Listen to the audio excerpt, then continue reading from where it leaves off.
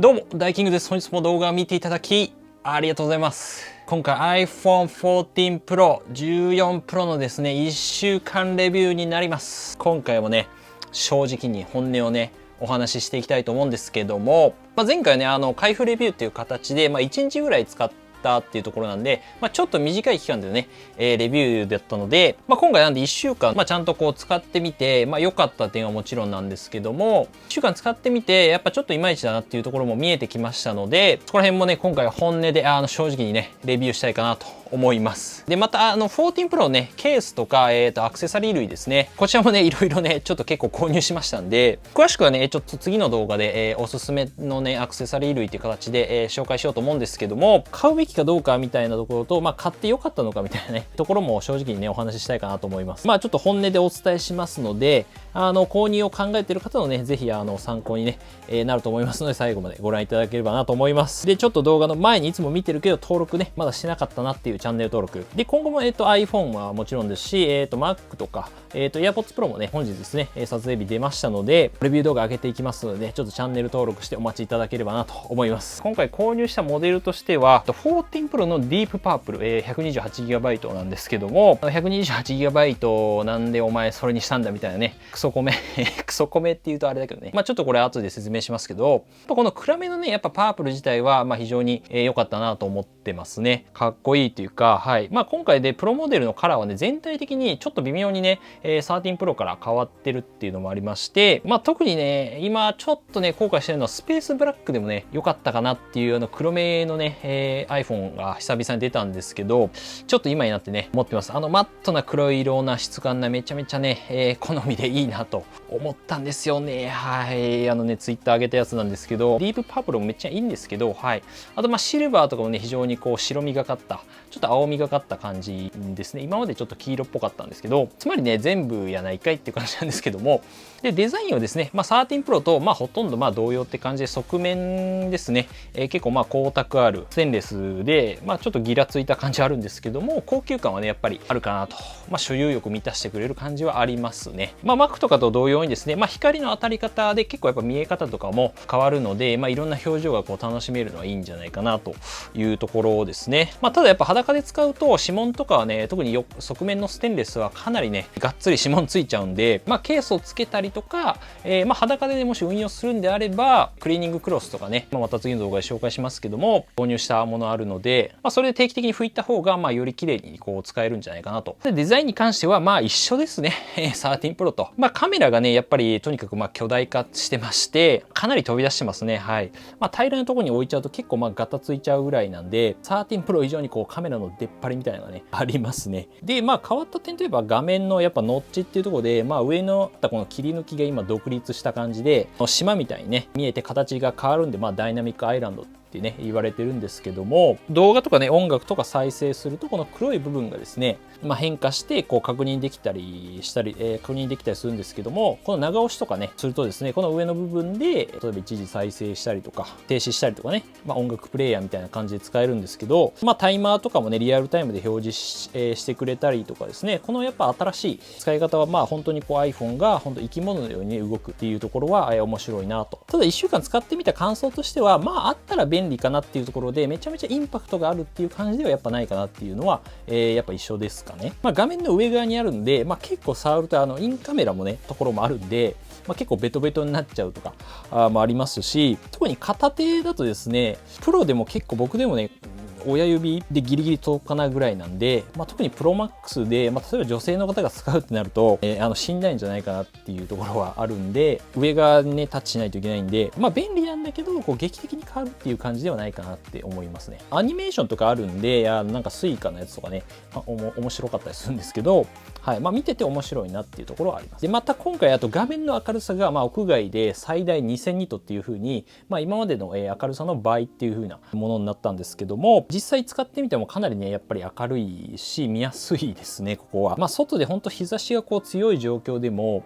もうめちゃめちゃ明るいんで、13 Pro でもね、十分1000ニットっていうところで明るかったんですけども、普段使いでそこまですごいね、変わるかってことはないんですけども、やっぱ地味だけど、やっぱ便利だなって思いました。で外で結構撮影する場合とかであればかなり有効に使えるんじゃないかなと。ただちょっと画面明るすぎてね、夜とかねベッドの上とかで見ると眩しいみたいな感じはありますね。なんか五光が差してるみたいな感じです。はい、眩しいみたいな。今回、地味に便利なのが、常時表示ディスプレイですね。常に時間とか、ちょっとした情報をね、見れるっていうものなんですけども、Android をね、前からあるんですけど、要するに使ってない時はこれ暗くなるんだけど、その割にはね、明るいっていう感じで、全然外で使ってみてもめっちゃ見やすいんですけど、僕の場合結構スタンドとかに充電しながら、時計代わりに使うっていうのがね、結構いいなと思って使ってますけど、ただなんかね、iOS16 の問題だと思うんですけど、アプリ対応がね、まだちょっと少ないんで、今後の対応に期待かなっていうとこ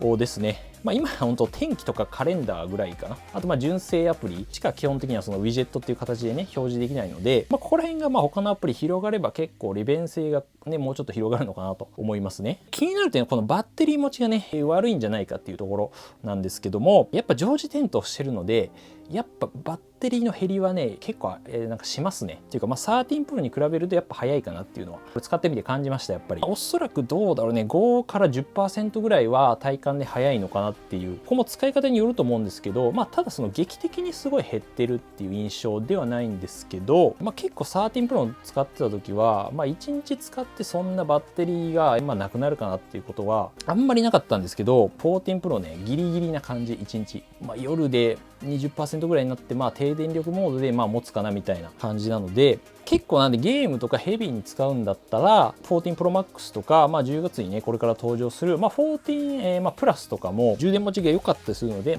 割と14プラスありなんじ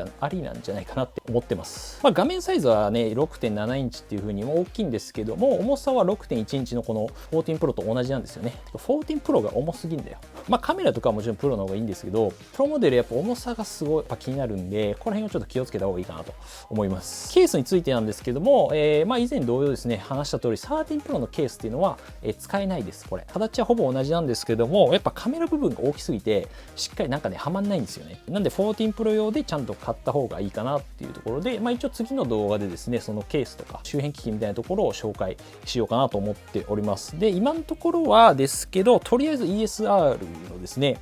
マグセーフのこの対応のケースに、アンカーのマグセーフ、これもマグセーフ対応の、リングですかね。リングをつけて今運用してるっていう形で、これが結構ね便利ですね。これ詳しくはね次の動画で話そうかと思います。手入れて使ってるっていう感じですね。今一応でカメラ部分も今フィルムを入れてるって感じなんですけども、コメントねちょっといただいたですね 128GB のモデルについてなんですけども、一応ね僕もクソコメ反論してみようかなということで、っていうか指摘いただくのねめちゃめちゃ嬉しいというかありがたいんですけども、この 128GB だけこれよーく見たらね仕様のとこに書いてあるんですけど、プロレーズ撮影っていうのがですね 128GBのモデルだけ、4K に対応してないっていうことがあります。これはおそらく容量を結構圧迫するからっていうねところだと思うんですけど、撮れなくはないと思うんだけどね正直。プロレゾってねこれ何かっていうと、簡単に言うとその高画質な動画だけども編集する時にねすごい動作軽く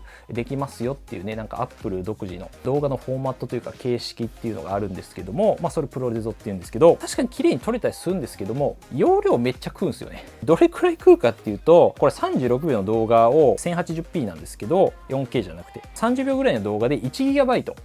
食ってました。で大体普通のこれ 1080p、1080万画素の動画が30秒で 50MB ぐらいだったので、一応シネマティックモードで撮って 4K で 150MB ぐらいでした。大体 1GB が1000MB なので、大体普通の動画の20倍ぐらい使ってると。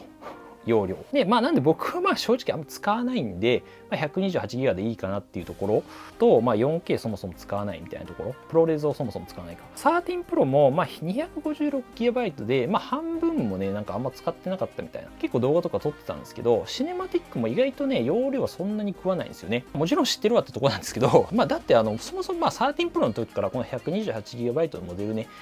制限っていうのは知ってたんで、256GB に一応購入したんですけど前ののやつはね。まあでも結局使わなかったんで1年経ってまあなのでプロレゾをじゃあ使うんだったら、まあ 256GB 以上、まあ容量的にもねの方がいいのかなって感じですね。まあ 4K で撮るにしてもやっぱでも512ギガか、まあ1テラぐらい欲しいかなってところですかね。まあていうかまあシネマティックでいい感じはするんだけど、正直結構綺麗なんで。ということでここからね使ってみて、まあ良かった点ですねと、あといまいちな点、まあ3つずつぐらいちょっとお話ししたいかなと思うんですけども、まず1つ目としてはやっぱ画面の進化のところはまあ非常に使ってて、いいなと感じました。まあ例えばその、まあ、常時表示ディスプレイですよね。まあ常時表示しててもまあ情報が見れるっていうのと、まあ画面がやっぱり常時表示でも明るいっていうところだったりとか、その画面自体の明るさ、まあ元々の明るさ、屋外での明るさ非常に明るいっていうか、暗い状態でももう五光が差してんのかっていうぐらいねバカみたいな明るいっていうところとか、まあダイナミックアイランド自体もまあ、アニメーションとかね結構可愛かったりして新しい iPhone を使ってるなっていう感じはありました。まあ、地味に便利っていうところですね。良かった点2つ目としてはやっぱりパープルのねこの所有感というかカラーの美しさですね。やっぱ見た目のその所有欲というか高級感というか、カメラが大きいっていうのもやっぱりそのデザイン的にもなんかね、まあ、目立つっていうのもまあいいような気もするし、まあ、ここはタピオカで気持ち悪いっていう人もいるかもしれないんですけど、まあ、カラーのその美しさとかスペースブラックとか、まあ、ゴールドとかもねいいですし、まあ、全部のカラーに共通して言えるのはなんかね程よくねなんかギラギラしてるんだけどなんか程よい感じ、高級感を保ちつつもなんかそのギラギラしすぎてないっていうのがね結構やっぱプロモデル全部カラー見てみたんですけどいいなって思ったところ、まあ、そこら辺はやっぱり、プロモデルね、まあ、重いんですけどねはい、まあ、重厚感っていう意味ではいいかなと思いました。3つ目としては、まあ、カメラ性能なんですけども、まあ、前回の動画でもいろいろね、まあ、がっかりっていう部分ももちろんあるんですが、まあ、やっぱり48メガピクセルのまあ高画質がこうまあ気軽に撮れるっていうのはまあ非常にいいかなっていうところで、やっぱ良かったのが今回から2倍のねズームがね増えたんですけども、これ要するに4800万画素の、まあクロップって言って4800万画素ある中の1200万画素をこう取り出してピュッて撮るんですけども、これがね結構やっぱ便利というか、まあ、いろんな画角で食べ物だったり被写体だったり人もそうなんですけど、これめっちゃ使いやすくて、まあ、非常に万能でねなかなかいいなって思いました。あとはやっぱり暗所の撮影ですね。暗いところでの撮影っていうのも非常にねまあ13プロと比べても綺麗だなっていうところはありますし、やっぱこの望遠性能、まあ、遠くのものを映した時のまあノイズとかも結構ねやっぱ少ないなっていうところは感じましたね。そうだ、あとインカメラで、あとまあインカメラについては、まあ、結構オートフォーカスっていうのに対応して顔とかにちゃんとこうインカメラがフォーカス焦点がちゃんとね合うようになってくれたんで、あとまあシネマティックモードとかもねインカメラ僕あんま使わないんであれだったんですけども、今回使ってみて、まあ、ちょっと使ってみたらねどうぞご覧ください。はい、続いてシネマティックモードですね。じゃあオートフォーカスはなんか効いてるような気がする。わかんないけど。まあでもブレることはブレるな。いやでもやっぱりシネマティックモードすごいな、やっぱな。ちょっとずらしてみるか。フォーカスを後ろにみたいな感じで。インカメラもやっぱ結構あれですね。いい感じに撮れてる気がする。さあどうでしょうかね。どっちが綺麗か。わかりますかということで、ちょっとインカメラとシネマティックモード比較見てもらったと思うんですけども、やっぱフォーカスはやっぱ結構ね14 Pro の方が合ってるなっていうところ、まあ、画質自体はすごいね変わるかっていうそんなことはまあないと思うんですけど、まあ、シネマティックモードで、まあ、結構これでやっぱ Vlog 全然いけるなっていう感じで、あとはねマイクだけ最近DJI のね、DJI マイクかな、なんか新しいの出たんで、なんかそこと入れてなんか Vlog 結構やりたいなと思ってるんで、そういうのやっぱサクッと撮りたい人には結構いいんじゃないかなっていうシネマティックモードとかね、後ろ簡単にボケてくれるんで後ろの背景ねっていう形で、ここからちょっとねいまいちな点1週間使ってみてなんですけども、まず1つ目としてはまあ性能差、まあ、A16 チップ新しくなったんですけど、やっぱ普通に使うにはね、まあこれ何年も前からかもしれないけどやっぱあんま変わんないかなっていうところですね。はい、一応ベンチマークとかも測ってみたんですけども、まあ、数値的にはねやっぱりもうなんかスマホとは思えないような、まあ、性能っていうか GPU かな、ゲームとかする分のところの性能に関してもまあほんと Mac ととかに近いような数値が出ているので、非常に性能的にはめちゃめちゃよくはなってるんだけど、実際じゃあ使ってみてそれを感じるかっていうと、感じないかなっていうところ。それは多分カメラとかの綺麗にするとかね、後からの処理ソフトウェアとかに強くなってるのかなっていうところあるんですけど、普通に使う分には変わんないです。はい。でいまいちね、2つ目としてはやっぱりね、バッテリーの消費はちょっと早いかなっていうところですね。もちろんその常時表示してるんで、そこがトレードオフというか、常時表示した分、ちょっとバッテリーの容量がね増えてるんで、13 Pro と比べて常時表示してるけど、それをしてる割にはバッテリーの減りはねそんなにないかなと思うんですけども、やっぱりバッテリーの消費はね早いなと思いましたね。1日使って結構ね余裕だったっていう感じだったのが14 Pro で、やっぱ結構ギリギリだなっていう感じはあるんで、使い方にもねここはよると思うんですけども、やっぱり動画とか、割と撮るんであればちょっとモバイルバッテリーないと後半の方ちょっと怖いなっていう感じはありますね。低電力モードにすればね全部常時表示消えたりもするんで、それか常時表示も消しちゃうっていうね、それだったらもう13 Pro でいいような気がするんで、ここら辺もうちょっとバッテリー持ち改善してほしいなってところはあります。はい。それに気になるんだったらやっぱり ProMax とかを選ぶ方がいいのかなって今になってちょっと後悔してます。はい。で3つ目なんですけども、カメラのところなんですけども、なんかねカメラのピントがちょっと甘いような気がしてます。なんかちょっと寄った時の撮影が13 Pro と比べてなんかちょっとピントがね緩いんだよね。緩いというか、ちょっと見ていただきたいんです。ちょっと撮ってみたんですけど、前までちょっと寄ってカメラ iPhone 自体をこう寄らして撮るっていうね撮影をしてたんですけど、あんま寄るとピントがずれちゃうっていうのがあって、もちろんこれ2倍のねこのズームで撮ればいいじゃんっていう話なんですけども、なんだろうね、なんかソフトウェアの問題なのかな。でも13 Pro はもうちょっと寄れたんですよね。比較してみたらこれがねちょっと理由がよくわかんないんですけど、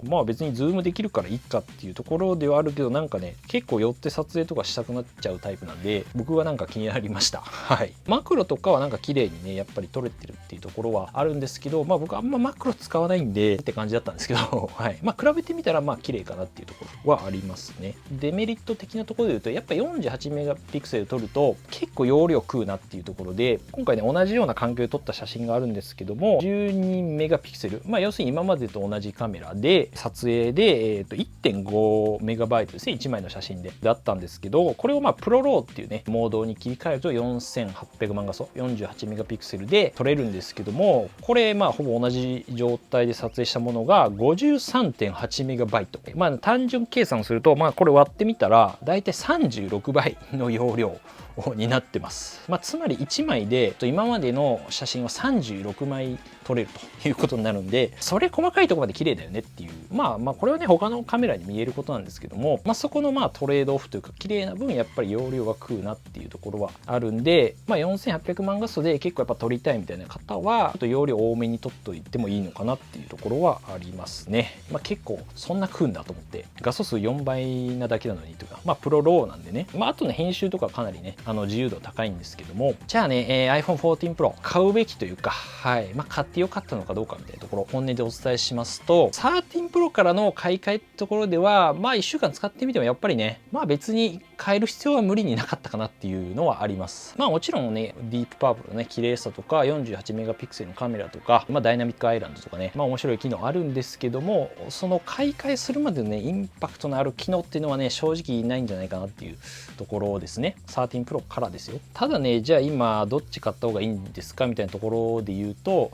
ただ13 Pro もね、中古の価格とか見てみたんですけど、ここは安かったら10どうだね4、5万差あるんだったら13 Pro でもいいかなっていう、中古だったらねメルカリとかあったかな。ただやっぱ中古市場もね今やっぱちょっと高いんで2、3万の差だったら14 Pro 買った方がいいんじゃないかなみたいなところもあって、カメラもねなんか13 Pro がいいところもあるし14 Pro がなんかダメなところとかもあるんで、ここもなんか一概に言えないなっていうところありますね。逆に12 Pro とかなら、僕は全然ありかなっていう思います。でも予算があればっていう感じで前も言ったんですけど、やっぱバッテリー持ちとかですね、やっぱ画面の進化のところ、明るさとか、あとシネマティックモード使えるとかいうところ、そこら辺ですね、興味があるというか、気になるんであれば僕はありかなと思います。11 Pro とか以前であれば、結構インパクトあると思うんで、買い替えてもいいのかなっていうところで、バッテリー持ちっていうところを多分普段ね、感じるところであると。あとカメラも結構やっぱ変わってると思うんで、性能面もここら辺からだとね、多分早くちょっと感じるんじゃないかなと。あと5G 対応とかもあるんで、まだまだちょっと 5G がね、遅いっていうのはありますけど、通信性能自体も多分ね、これもなんか上がってるんで、ちょっとなんか早い気がするんですよね。Wi-Fi とかつながりも。Bluetooth とかも上がったりはしてるんで、その接続性とかもね、Bluetooth 5.3 になってるんですけど、14 Pro は。そこら辺もね、AirPods Pro とかの互換性も今後ね、新しくなってくると思うんで、ここら辺気になる方はぜひ14 Pro いいんじゃないかなと。Pro Max 含めて。はい。ということでね、今後もちょっとまたね、レビュー続けていきたいと思いますので、気になる方はぜひね、チャンネル登録と横の通知ベルを押してお待ちいただければと思います。あと、この動画ね、ちょっとでも役立ったと思ったら、ぜひグッドボタンと高評価お願いいたします。それでまた次回の動画でお会いしましょう。良い一日をお過ごしください。バイバイ。ということで、ちょっとね、AirPods Pro が配送日が遅れちゃったんで、なんか支払いのね、問題、Apple ギフトカードがなんか使った時の金額と実際の残高が多分なんかずれてて、でもそれが280円とかだったのかな。それのせいでなんかね、配送がすごい遅れちゃったんで、今日行ってきたらね、普通に在庫ありましたね。AirPods Pro。で、ちょっと使ってみたんですけど、ノイキャンはやっぱりなんか強えわ。でもそんななんか、劇的なっていう感じはしないけどな。はい。ここもちょっとね、しっかりレビューしたいと思いますんで、あとケースとかもね、ちょっといろいろいっぱい上げていくので、ぜひお待ちください。AirPods Pro でもやっぱいいな。高いけど。